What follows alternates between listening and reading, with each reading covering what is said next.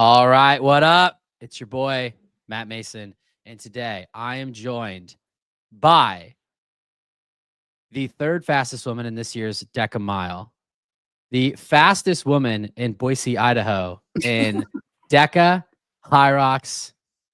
I can't be too sure about Spartan Race, but this is the High Rocks Rundown Show. If you want to talk about Spartan Racing, you can head on over to Rich Ryan and BK Jack Bauer's show. So for all intents and purposes, the fastest woman in Boise in hybrid. She is also the world champion in Deca Fit Co-ed with her coach, Grayson Kilgore. I'm joined by none other than Katie Duke. Katie, how you doing today? I'm great. Thank you so much for having me on the show. I'm honored that you would choose to be here. Midday, I know that it's no small ask. So first and foremost, how you been? Are you still riding that Deca high? It's been about a month now. Yeah, that was a whirlwind. We went to where were we? Anaheim that week before. So we did High Rocks the week right before we went left for Worlds, and then Worlds was just, back-to-back racing for 3 days. You did okay, so hold on a second. I didn't put two and two together. I knew that you did High Rocks Anaheim. So you did High Rocks Chicago in middle of November. 3 weeks later, you did High Rocks Anaheim, which is not super far from Boise, but it's still a plane ride. And then a week later, you were in Ocala, Florida, racing 6 times. Yeah, I know that I was worried about that too, actually. Katie, you're the physical therapist, not me. That can't feel good on your body. How did you feel through all that? Yeah, well, I'm paying for it now a little bit, but I think all the High Rocks training and just the volume I've been doing, the last few months, six Deca races, and Deca is great at the World Championship because you get the longest races out of the way, and then you just cut down as you go. So. Katie, I did 12 by 400 on a track on Tuesday, and I still feel it in my Achilles and low calves today. So you telling me that it's great because it gets easier. I mean, I would argue that strong. I know that this is probably an uninformed opinion, but like strong is not easy. No, I didn't say it gets easier. They just get shorter. So mentally, shorter. Okay. Now I got a 12-minute race, and then strong team is the last event. Okay. And yes, as a PT, all my friends and all our training partners love traveling with me because I bring like the Normatec pants and the vibrating foam rollers. Do you dry needle? I do dry needle. I don't fly with my needles usually. Oh, dang. I love dry needling. So if I was on the Kilgore team and I was traveling with you, I would offer to travel with the needles for you because that's my favorite thing. So maybe let's start there. Because that actually was one of the questions I was going to ask you, and we were a little bit ahead, but that's okay. How do you High Rocks training is definitely hard on the body. Anybody who does it knows, but like that's fairly, I mean, you are an elite athlete in Deca, and you could tell me here in a second, but I assume that you're also aspiring to be an elite athlete on the High Rocks side as well. So you didn't show up to Anaheim like just for funsies. I mean, you're a mom of two and pretty busy from what I gather from the interviews I've watched for you. So like you're not going to just show up to race like just to race. You're there because you want to win.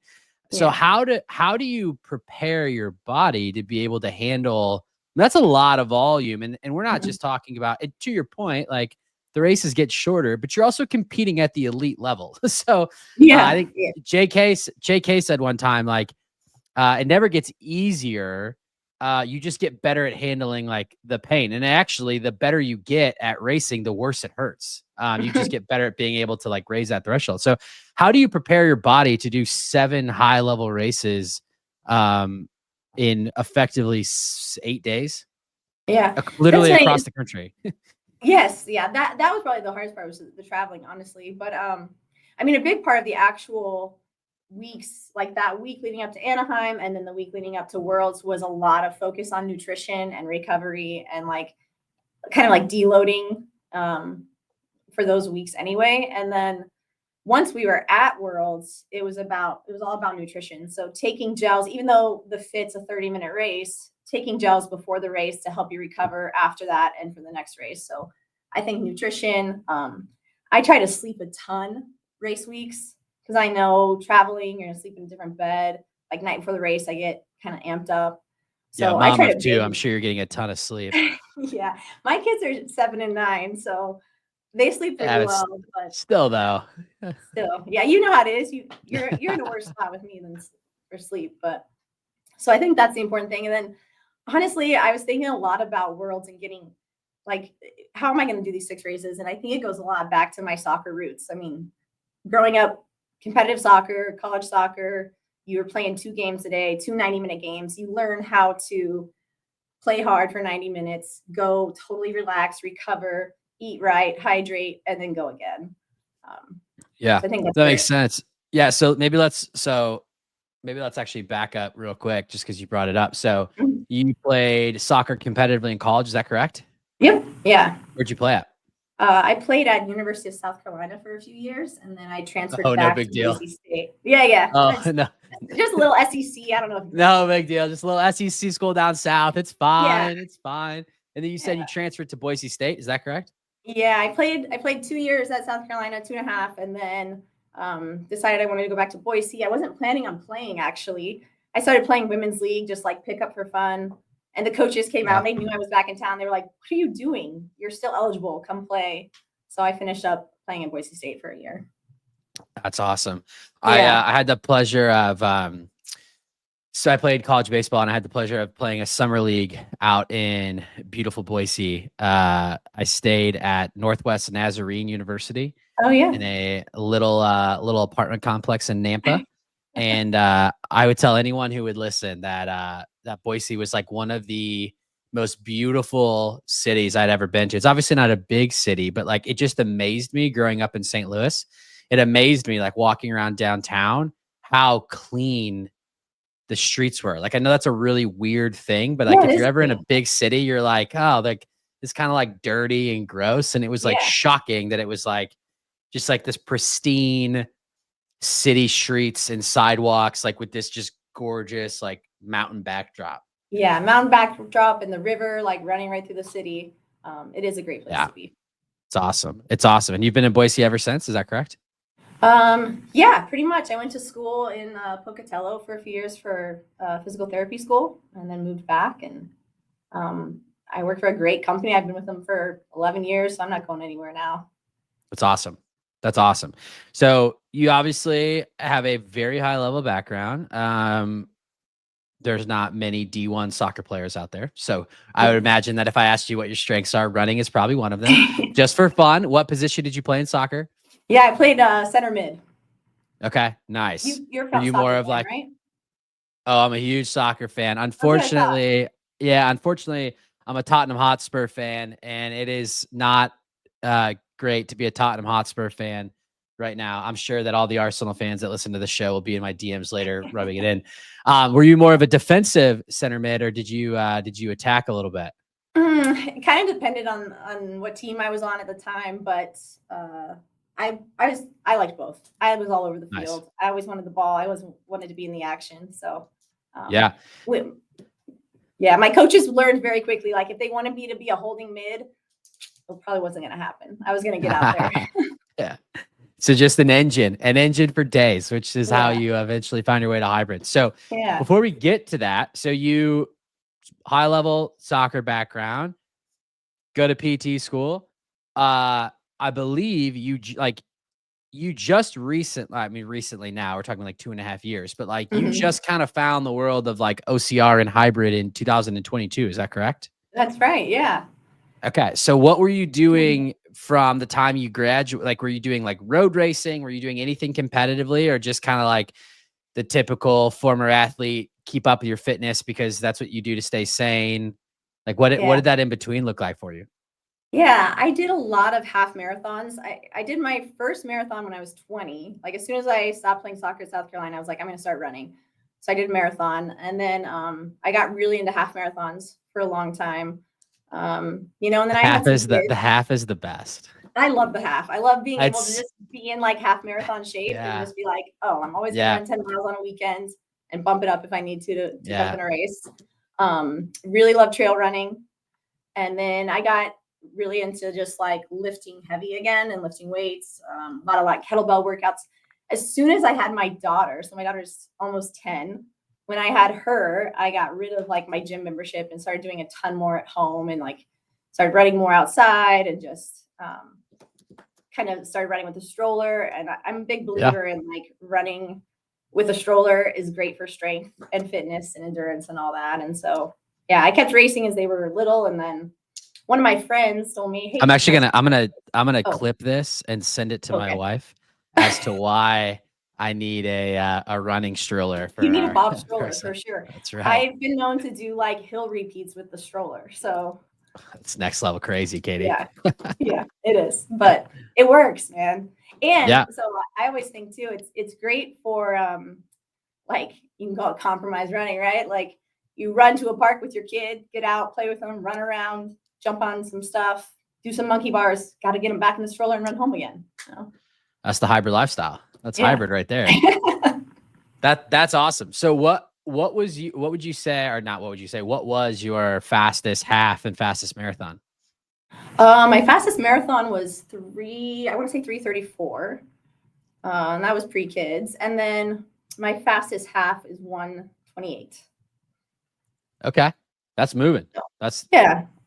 I was actually just talking. So Ryan, I'm fortunate enough to work with Ryan Kent. He's my coach, and I did a marathon in October, and I was like, dude, I don't ever want to do this again. Like trying to figure out like something to do in the summer when like High Rocks is over. I was like, dude, let's just like do 10Ks or halves. Like just the amount of damage that like you take in a marathon build. It's just, there are some people that are obviously great at it. It just hurts my body thinking about it.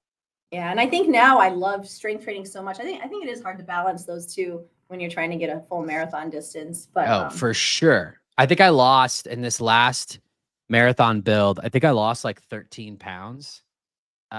Just because like when you get to like those 55, 60 mile weeks, it's just like so hard to like keep strength. Like right. For sure. So. Well, and then once I did a Spartan race, I was hooked. I was like, why would I ever run a flat race where I can't jump over something again? Like, it was so fun. So how did you find Spartan racing? Because that's kind of where you kicked off into this crazy little hybrid career that you've got going. I know.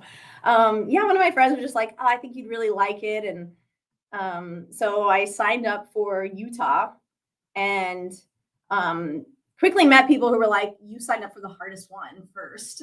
So, but I ended up winning my age group. I won my age group and I would have been third in the elite for that first race I did. So as soon as I did that, I was like, well, I guess this is what I'm doing now. So I did a couple more that year and I kept placing in the elite field. So you wound up in the elite field in your first year, correct? Yeah. That's awesome. So I did a couple more that year and got third a couple times. And then that kind of led me to meeting Grayson. And I wanted to be on the Spartan Pro team at the time, but then that like dissolved right at the same time as I was getting into it. But then I've still done a couple more and I have a lot of fun with them. Yeah. Are you, will you do Spartan races again this year? Yeah, I think I'll always do them. They're just fun. I like the trail races. I like being outside. It's so great. You know, you're saying you want something to train for in the summer. It's so much nicer to just be able to go be out on the trails and play on stuff outside. Than be inside on the ski machine. So what's your favorite? This will appease the OG race brain crowd here. What's your favorite Spartan race that you've done? I've never done one. I know a lot about Spartan racing because I listen to Race Brain, but I've never done one. But I know that all the courses are different. So which one's your favorite? All the courses are different. Yeah, Utah is probably my favorite. I like Utah. I love mountain running. Hills are my friend, so I usually do well in that race anyway. And it's just a beautiful race. That's awesome. That's great. So from there, I'm assuming that's how you wound up in the world of DECA because obviously they're owned by the same company. Okay. Yeah. So, when you made that transition, so you just said, something you said there kind of struck me like, once you had done one, you're like, oh, why would I ever go running and like not jump over stuff again? I guess technically in DECA you do jump over things with the box. But obviously like fairly different, fair to say. Yeah. Like, it's like fairly different. So and it seems like you've kind of gone a little bit more into like the hybrid space versus OCR. Obviously, you said that you like to still run in the summer because you prefer to be on the trails. I think I heard you say in an interview, it's way better than just sitting on ergs all summer long, which I agree. But kind of what kind of drew you away from like OCR into hybrid?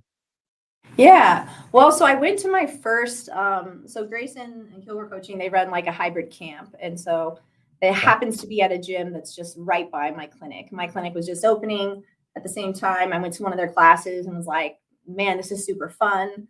He had been on the Spartan Pro team. So I was kind of like, I think you should just start coaching me. So at that time, I was still thinking I wanted to focus on Spartans. And they were just, hey, we're doing this DECA strong thing. You should just train for it and do it. And at the time, I actually had a hamstring injury, so I wasn't running a ton. So it worked out. I was like, oh, great. I can do this other event that doesn't take a lot of running while I'm getting stronger. And I think I really ended up surprisingly liking how it's like so predictable. It's totally opposite of Spartan race, right? Like you never know what you're going to get. But with DECA, you can really measure your fitness and your progress. And I'm super competitive. So I'm like, oh, I got this much time. I want to beat that now, Yeah. Okay. So, And then, then you compete. If I went back and looked, it looks like you competed in potentially age group the first year. And then 2023 was your first time in elites. Is that correct? For DECA Fit? DECA? No, I kind of jumped right into the elite field. I did my first DECA Fit in May that year. Okay. And, naturally show up and it's like, well, Lauren Weeks and Nicole Miracle and all these all-stars were there. So I always joke, like, it's not an elite race unless I have to face off against one of the Laurens, I feel like. That's fair. So last year you had a top 10 finish, if I read the results right, a top 10 finish in DECA Fit. And then you also competed in DECA Mile Elites. Yep. Okay. But then this year was the first year that you competed in the elites for technically all six. Yeah. Yeah. Okay. I know it sounds crazy when you say it. It is. I mean, cause it is crazy, I think, to be fair, and to do it at a high level. So for those of you that may not be familiar with how well Katie did this year, this is how she placed in order from start to finish. So she got 4th in DECA Fit solo, 3rd in DECA Mile, 8th in the strong, 1st in the teams. All your teams were with Grayson, correct? Yeah. 1st in teams with Grayson, 2nd in mile with Grayson, and 4th in strong. So very high level DECA athlete at this point. And I guess one thing that is kind of like, that I'd be just curious to hear your perspective on is like, there aren't many people who are really able to, we don't really see anyone anymore do DECA, Spartan, and High Rocks. I guess like if I had to think about it, it'd probably be like Rylan, maybe Chris Rogloski, although I don't think she did. I don't think she did any Spartan races this last year. And they are definitely similar, but they're also like very different. So how, and we've only been talking here for 20 minutes, but I've picked up already that you're highly competitive. How do you prepare yourself, or how do you think about preparing yourself for effectively 3 different races, 3 different time domains, 3 different skill sets? And are you going to continue to try to go after all 3 at an elite level, or are you thinking about have you started to think about focusing in on one over the other? Oh my gosh, that's a great question.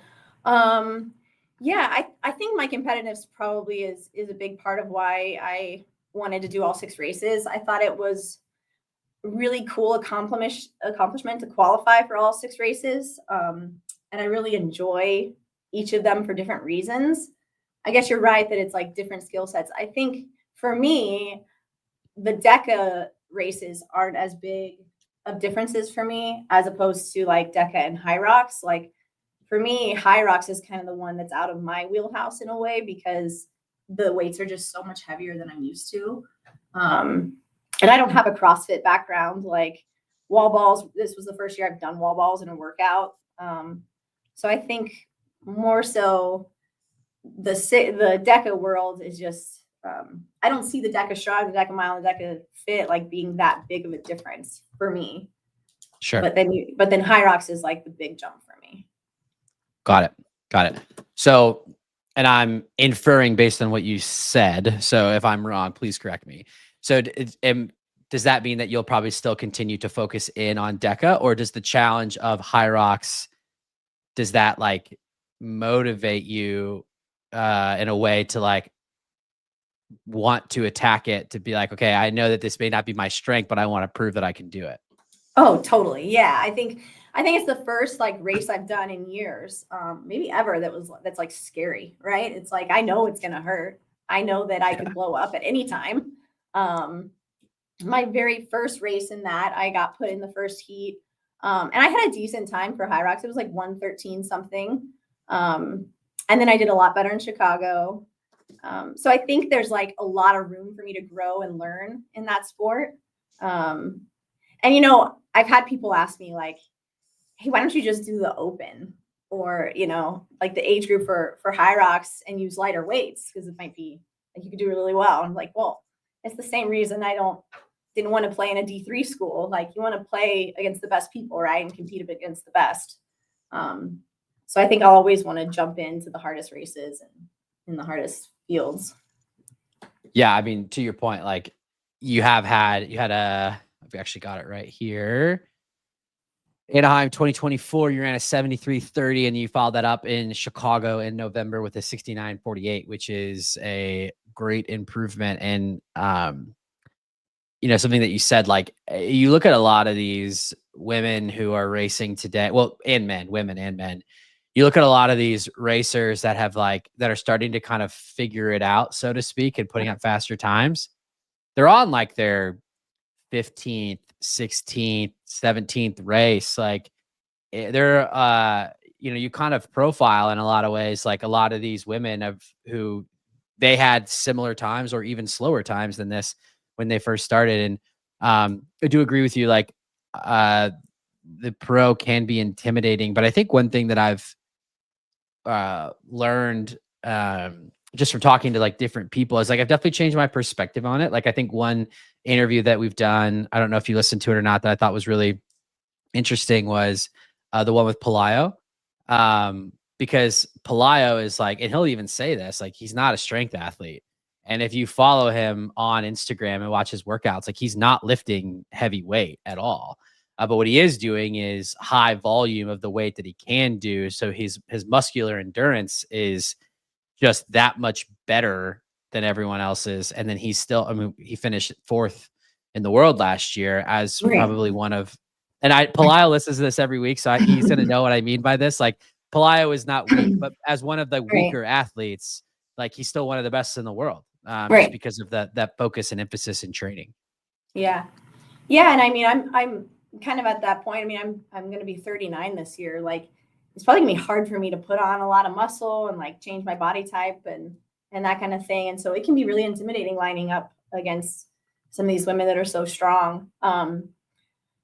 But that's where I think also having really solid programming has helped a ton. I mean, I came off like all summer, it was just a foundation building, lots of volume, lots of zone 2 runs, lots of like separate heavy strength work. And I think that really showed in my like Deca fit times too, going from, you know, I PR'd like 30 seconds in May and then had another PR this in Worlds. So I think, you know, having the right programming like individualized is super important too. Yeah. If I pull this up and you just look at let's go by female. Does this sound right? So I believe I'm on the right season. 34:54. Yeah. Yeah. Yeah, So I think it was like a I had a penalty 2-minute on that one. improvement. Oh, tough. Tough. Was that So. one of the new rule changes? No, that was a whole thing, but it's all right. So I feel like I ran faster than that. I'm sure that you did. I have no doubt that you did. Um, so one thing I'm curious to ask your perspective on, because at this point, like, you are an elite deca racer, and this is like, I didn't prep you for this ahead of time, but this is just something that I've seen because I am trying to like be more informed on the other hybrid sports out there. Mhm. This is the High Rocks rundown, but we are going to talk about different hybrid things. So we're now into the new season of DECA. I think technically it started before Worlds, but anyway, now I'm starting to see all these posts for gym events, and I think one thing that High Rocks gets dragged for a lot is the inconsistency of courses, right? Like, oh, Right. like, you've got these, if you go to, like, they just announced it the other day. They're going back to that crazy Berlin course, which is at an airplane hangar where it's a straight 1K. I think we found out that in New Zealand, they're doing another like straight 1K. So there's obviously these Yeah, courses that are different that for sure. impact. And like what we have typically seen is that um, there are athletes that put up these crazy times on these courses. And then when they take away from an elite athlete, or I shouldn't say take away, but like, but sometimes they do. And then they don't necessarily perform the way that their time indicates that they could. Obviously, that's gotten a little bit better on the High Rock side with the best of 2 times. I promise this is going somewhere. What I have seen in some of the posts is like, now I've noticed that gyms are not just advertising their events, they're advertising that they have the like best setup or like the Mhm. ultimate setup. Like, if you want the fastest DECA strong time, come to Right. my gym because I've got the perfect setup of you step off one machine and you're right into the Yeah, next. And like, right, we're right. like eliminating everything, and it's the same thing for the mile. Yeah. And I'm curious, like, one, do you think that, and I understand that there are challenges to this because not every Mhm. gym is the same. Not every gym is the exact square footage and they don't have the same exact setup. And so I understand that it is hard. But do you think that there should be more standardization to how gym events are set up? And or do you think that you should have to, like, do you think DECA should do something similar to High Rocks and that you have to prove it? Meaning, like, if you've got a really fast DECA strong time, you have to also have like the average of 2 times from a different gym with a different setup, because the times do matter to get into the, I guess now they're doing like the elite 12-ish, right Mhm. around there. Like, what are your thoughts on that? Is that something that you think that, or you'd like to see change, or do you think the system is good as is? Yeah, I think that's a great question. I think that some standardization of courses would be awesome. I don't know how they would do that because there's so many more DECA affiliates than High Rocks affiliates. Yeah. Um, if they could have like kind of like almost like a major setup or something, or like, hey, we're having like a whole weekend before World Championship where we're gonna have our like regulated course here, and that's the time that counts or something, and you get invited to that. I mean, I think there's a lot of different ways they could do it probably. Um, I don't think any of us have the answer to that though, is the problem. Yeah, I mean, there's definitely, I totally recognize, like, I work out at a gym that does High Rocks and DECA, and like it is different from the other DECA gym like down the road. And so like Mhm. there's always going to be those differences in setup. But I just wonder, like, it's like it was top of mind for me because I saw like 4 different posts this weekend that were like highlighting like, oh, come to our gym event because we have the fastest setup. And like that's how they were like getting people in. And I was like, oh, that's like, I hadn't really thought about that, but like that probably makes a huge difference. And we saw that, not for just for the sake of clarity, Katie is not a benefactor of one of these fast setups. She is a great athlete and proved it on the world stage. But we did see some of that this year with some people For who sure. had like really fast times, and then they weren't anywhere close to the podium spots. And it's like, okay, well, was it because that's the time, or was it because like they had the ideal setup? And we all know that one thing that Yancey does a lot of things well, but one thing that he does well is like those setups at world championships are consistent, and they're not Right. necessarily set up to be fast. Fast. No, definitely not. And I think you see that the most probably in the mile distance. Almost everyone is slower. Both of Way your sides slower. is Yeah, way slower. slower. Yeah, so I think with the strong, I mean, I like to think the strong doesn't lie. I mean, how close can you get your machines? So if you're getting better in the strong, so for me, like I had 30-second PRs this year pretty much across the board. And for me, I was like, yeah, was that a fast mile course? But then my strong was 30 seconds faster too. So I was like, no, I know I'm getting stronger. So I don't think I have a good answer for you, Matt, but I think it'd be great if people weren't trying to, shave seconds off their course. Everyone's trying to get, like you said, the fastest course or promoting that. I think we need to keep some kind of standard to it.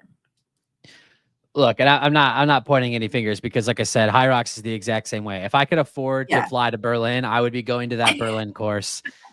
And I don't think we haven't thought about it over here too. Yeah, I mean, I would absolutely, like, if I'm Grayson and I'm like borderline Elite 15, I am finding a way to get to that Berlin course. Yeah, for sure. 100%. So with that, you did just compete in Anaheim. The DECA season has, well, obviously we're in the new season, but we're still quite a ways away from World Championships for 2025. So what are your racing plans for the rest of the season? Are you going to race High Rocks again? Yeah, I'm signed up actually for Houston. I was signed up for Vegas. I've been dealing with an injury of my own, so I kind of pulled out of that one, pushed it back to Houston. Hopefully I'll be ready. And then I'll probably be at a lot of the DECA Fits this year. I really enjoy them. I think they're a good distance for me. I think that DECA highlights a lot of my athleticism more than High Rocks does. I'm a fast twitch kind of athlete. With the soccer background, footwork involved, like I'm all over that. So I'm going to probably balance the two. Last year was the most I've ever raced. And really the point of that was like, I just think I need reps and I need experience. So I'm hoping to kind of just continue with that this year as much as my work-life balance, family, all that stuff can allow for. 100%. So are you racing women's pro in Houston, or are you going to do, because that's also the Elite 15 doubles qualifier. So is this you telling us that maybe you're going to throw your hat in the ring for the Elite 15 doubles? I do not have a female doubles partner. I've definitely thought about reaching out to some people to see like some of those girls that are maybe like on the bubble. I've thought about that. Right now I'm just signed up for pro, and then Grayson and I might be doing a co-ed doubles at some point. So nice. Yeah, because like what I hear you saying is, if you feel like you're more of a fast twitch athlete, then like I think it's really cool that High Rocks is leaning into this competitive side of the doubles world. Like that could be, I mean, maybe we're starting something here on the Race Brain show. Like maybe that could be your High Rocks, like your competitive outlet, because like you don't have to. You could be the fast twitch like handle, because from what I understand and have watching you, you are the burpee queen. So there are things that that definitely benefit. I've been waiting for someone to say it. Thank you. I was listening to, as I was prepping for this, I was listening to an interview that you did with Grayson, and I believe he was telling a story about how you all were doing a training camp, and some of Grayson's male athletes were being, we'll just say, timid on the burpee, and you were like, no, throw your chest into that thing. And they were like, well, what if I break a rib? And you were like, break a rib. And I was like, this is so funny, because like that is like so intense and so competitive, and like, but you just seem like so like nice. I mean that like, in a very like sincere way. Nice. You are very nice, but like nice. to hear Grayson be like, she was like, yeah, then your rib breaks. I was like, oh wow, that is no, he's got a million stories like that probably, and his favorite is he likes to tell us one during our co-ed fit teams race at Worlds, right? Usually I like pass the baton and I'm like, all right, let's get them, or like say something positive. And we were in like maybe our second or third to last handoff, and I handed it to him and I said, let's put them away. And he was like, whoa, you are crazy. So like, that's amazing. But it's really nice to also just like be able to be in a world where I can be like supported and free to be super competitive. Like I've always been very competitive, aggressive. Like once I'm in the race, I'm super focused. But yeah, then after the race, I'm like nice to everybody.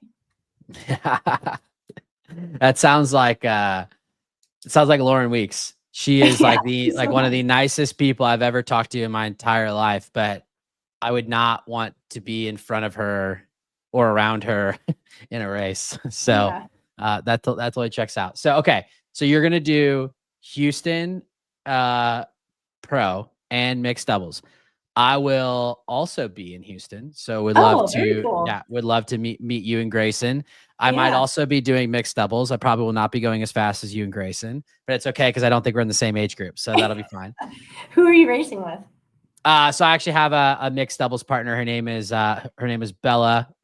We raced in Chicago, and then we lost to the overall winners, and we were like, oh, we can make worlds. And so we signed up for Houston, and then like 12 hours later, found out that we had qualified for Chicago. So we're still gonna go, and we're still gonna race, and it's gonna be fun.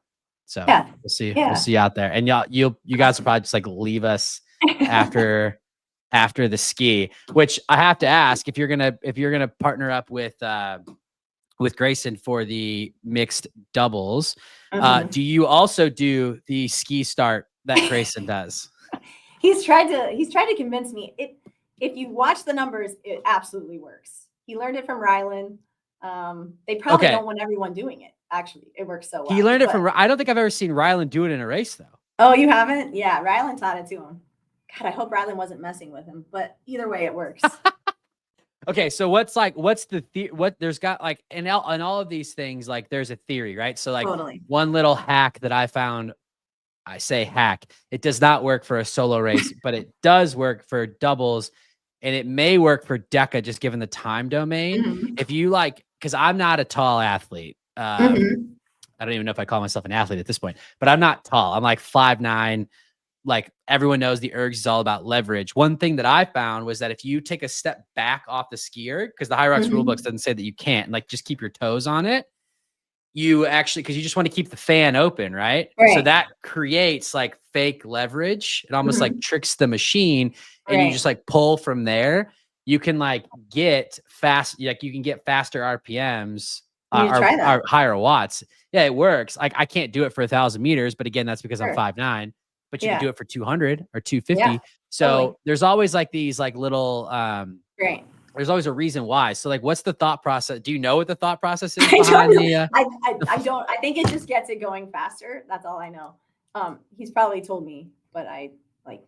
You're like, dude, that I'm not doing that. I don't do the ski in the team race, so it's fine. I'm not doing that. All right, I'm gonna have to go. I'm gonna go in my garage later, and I'm gonna start trying it out, so if I can figure it out. Okay, so you're gonna race those. If you qualify for Worlds in Chicago in either race, even if you don't qualify on the elite side, will you race? Oh yeah, I would absolutely go. Okay, awesome. Okay, a great experience. Yeah, High Rocks Worlds is fun too. They do it like it's like a whole production. The after parties are like fun too. So that's cool. Okay, so you're gonna race, and then but you're gonna specifically dial into the fit. Is that what you said for this next year? You feel like that's your domain? I think so. I mean, the fit's the only one I need to travel for. We have plenty of miles and strongs here, but you know, I don't want to speak too soon, but we might have some cool stuff coming up with Deca Fit, with Yancey and Bubbles and Kilgore coaching. So we might just start seeing our faces all over the place. Yeah, I want to try one. I've never done one. I am short and stocky, and so I feel like I was a catcher in college. Like fast twitch is not the name of my game, so I actually do better the longer the race is, which is kind of why High Rocks works out a little bit better for me. But I am interested in trying a Deca. So I think that the closest one is going to be the one that's in Indy. I think it's like Fort Wayne, right? Yeah, something like that. Yeah, so I'll have to I'll reach out to you and Grayson for some tips beforehand. Yeah, that would be awesome. So I know that Grayson is obviously pretty plugged in with his coaching program. So like, are you all getting involved in some of this like planning for this upcoming DECA year? Is there anything you could tell us? You're like alluding to some things. Not necessarily planning. We're hoping to just be more involved with the whole DECA community, I think. Okay. At all the fit events. So not just at our local gym events, but maybe offering a little bit at some of the other events too. So like, and you don't have to share anything that you're not allowed to. If it's top secret, I totally get it. Like in the vein of like seminars, like things like that, like stuff like that. Wellness. Okay. All right. Well, then stay tuned to the Yanti Instagram. Maybe like less like wellness seminars, more like coaching stuff. Yeah. Basically like how, like basic performance seminars for DECA. Yeah. We're going to teach everybody how to do the ski start. That's all it's going to be, actually. Nice. I'm gonna be front row with a video camera and with a pen and paper to take good notes.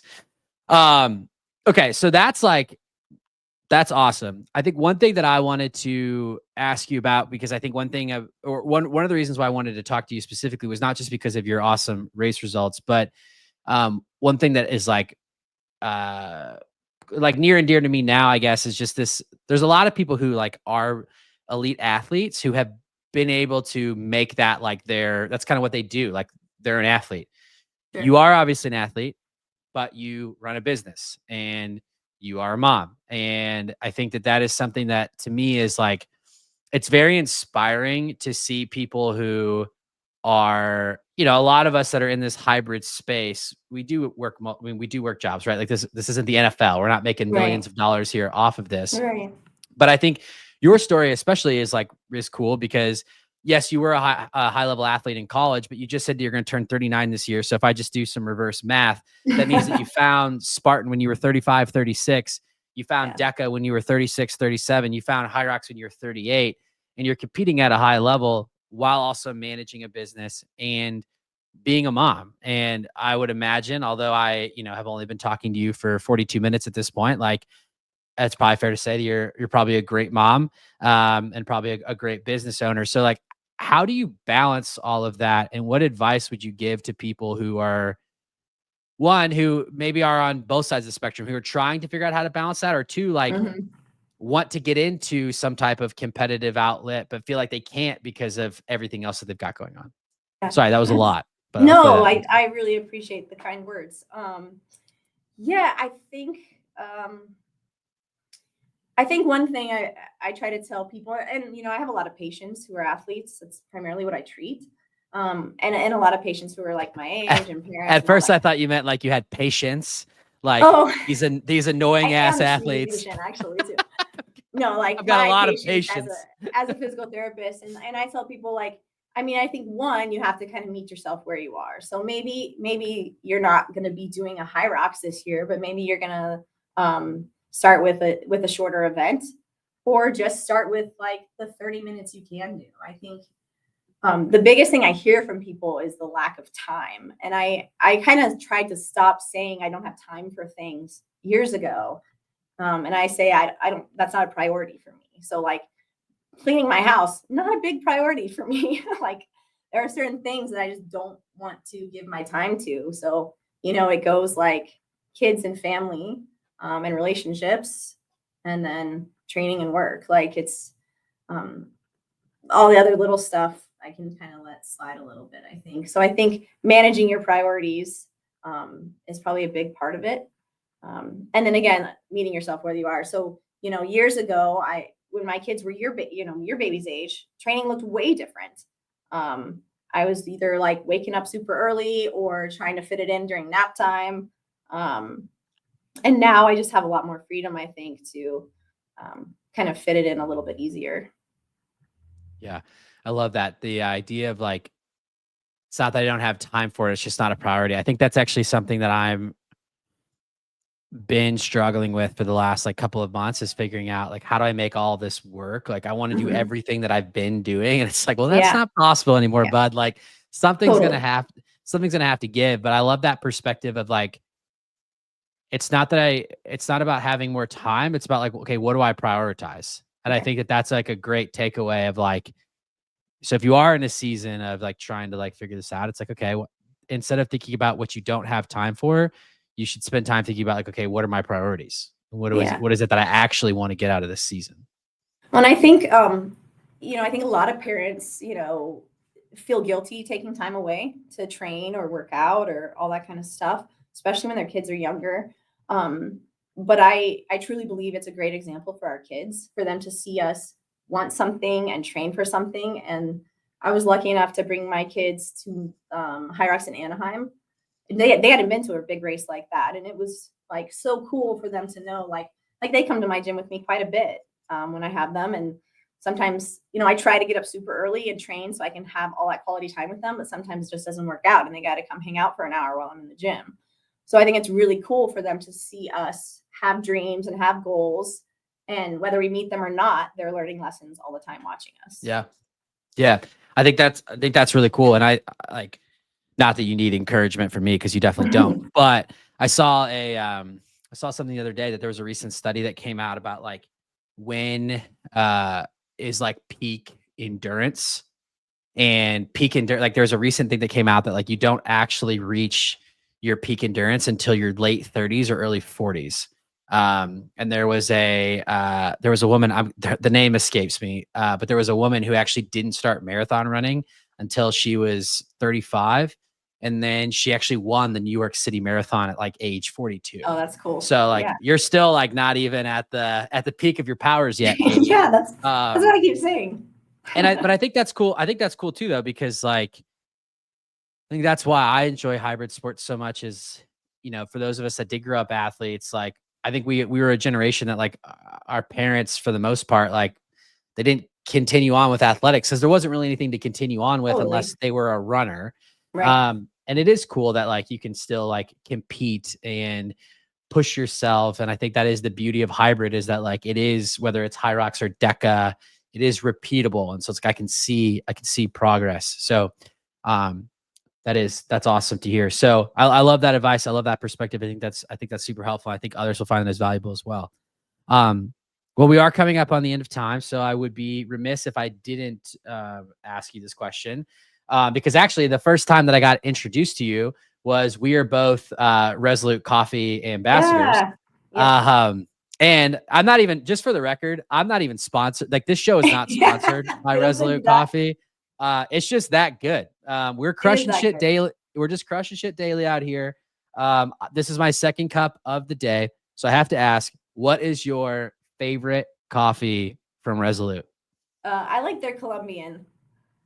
Ooh, okay. I actually just drank, I've got like 5 bags downstairs, and I don't even like, I don't even look anymore. I just like grab something because I'm like, it's gonna be good. Yeah, I had the Columbia just now, the pink Bourbon. Yep, that's the one. Yeah, it's good. It's good. What's your brew method? How do you like to make it? I have a pour over. Yeah. Okay, you do pour over. Nice. Yeah. It's just so good. It's good. How did you get connected with Brian? Oh my gosh. Brian just like randomly started following me, I think, or like said like good job after one of my DECA races. And I looked at him and I was like, because I love coffee. Like I have a cold brew like machine in my clinic for patients, like a big coffee. Yeah, it's cool. Nice. So and I just like I'm calling my PT after this. I'm saying for what I'm paying, step it up. I need a cold brew machine. So I just randomly like reached out to him and I was like, hey, thank you. Any chance you want to sponsor someone? And he was just like, yeah, let's talk. And I was like, oh, cool. Okay. And then as soon as I got to know him, I was just like, man, he's one of my people. He's a good dude. And I think his story is amazing. I recently listened to him on a podcast and heard his whole story. And I think he's just a really inspiring person. And I think I'm a pretty good read on people. Like I usually will meet someone and be like, yeah, I like this person. And they're good. And he's been a good person. Very supportive of me and Grayson. So yeah, Brian is a real salt of the earth dude. Yeah. If I didn't know him, because I did get to meet him at Anaheim, just a big, burly, tatted dude, I'd be like, oh, I am. No, he's a teddy bear. And then you meet him, you're like, this is one of the nicest guys that you've ever met. So shout out Resolute. If you're not already drinking your Resolute coffee, I am also a coffee snob, and it is every bit as good as advertised. Katie, one final question for you. I think I know what the answer is. I also don't know if you'll tell me, but I'm going to ask anyway. So you were 4th place this year, DecaFit individuals. We've already established that you are one of the most competitive people out there, and that competitive fire burns deep. What are the goals for next year? Oh, I think my big goal would be to podium all 6 races. Okay. Okay. All right. Wow. Okay. I thought you were going to say podium fit. And I was like, Katie, I'm going to challenge you on that. But then you actually went even further than that. No, I want to podium you all want 6. to podium all 6. Yeah. Grayson and I already want to win all the teams. And I think we know how to do it. You were very close, right? On the mile. You weren't that far off on the mile. On the strong. It was like, on the strong. We were like 6 seconds. And I think we learned a better strategy for that. So we're coming next year. But like, I mean, winning. You guys were only in the mile. What, you were like 17 seconds. Oh, it was very close. Yeah. So you could actually, I mean, it's not out of the realm of possibility. You all could sweep the teams. It's funny. I actually called him. You won't say it, but I'm going to say it. I was rewatching the mile yesterday while I worked out, and I texted him. I'm like, dude, we can win that. And he's like, what do I need to do? I was like, I think you just need to get faster. He loves when I coach like that. You get faster. I'm going to do everything I do. I'm going to keep doing what I've been doing, but you need to get faster. I like that. No, we got some strategies in the works, but I actually was surprised by how well I did in my strong individual, and it was such a fun race. And I was probably the only one of the strong athletes that was excited that there was like this tiny bit of running in between each station. Yeah. But so I think you got to get it where you can. Any advantage. Yeah. I heard Grayson say that there's like 30 to 60 seconds of just transition time that you can lose in a race. I heard him joke that sometimes whenever you are doing these camps, if people are like walking, you'll just start counting like 1, 2. Totally. Yeah, for sure. Awesome. That's where that's awesome. I mean, that's the little stuff, right? Because I think we only we beat the world record in the teams by like 10 seconds or 6 seconds or something. Yeah. So and you dusted Rich Ryan. That is actually going to be the clip from this show. You said it, not me. Katie Duke and Grayson Kilgore absolutely waxed Rich Ryan. They took that record at the World Championship, which is not a fast course. Horse is not course. Legit course. Horse is not course. New burpee standards. I'm just saying. Yeah, new burpee standards. We have new lunge standards. We got video review. Waxed. Rich got waxed. That's going to be the title of this episode. Katie Duke waxed Rich Ryan. Katie, it's been a pleasure. Thank you again so much for joining me today and chatting with me and hearing me. Like I said, I would love to connect with you in Houston. Be great to meet you in person. Yes, I'd love that. Best of luck on the rest of your races. Thank you. You as well. Take care.